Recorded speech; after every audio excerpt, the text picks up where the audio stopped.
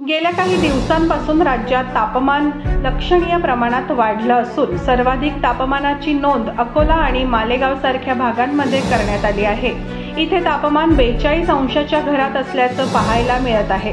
या व्यतिरिक्त सध्या बहुतांशी देशातून हवामान कोरडं राहणार असून पुढील 4 दिवस मात्र पावसाची शक्यता वर्तवण्यात आली आहे। 5 एप्रिलपासून राज्यात पावसासाठी पोषक वातावरण निर्मिती होताना दिसणार आहे। हवामान विभागाच्या माहितीनुसार विदर्भात पूर्व भाग, कर्नाटक, तामिळनाडू पर्यंत कमी दाबाचा पट्टा सक्रिय आहे। त्यातच उष्णतेच्या लाटाही राज्यात सक्रिय असल्यामुळे दिवसाप्रमाणे रात्रीच्या वेळी सुद्धा तापमानात वाढ झाल्याचं बघायला मिळत आहे।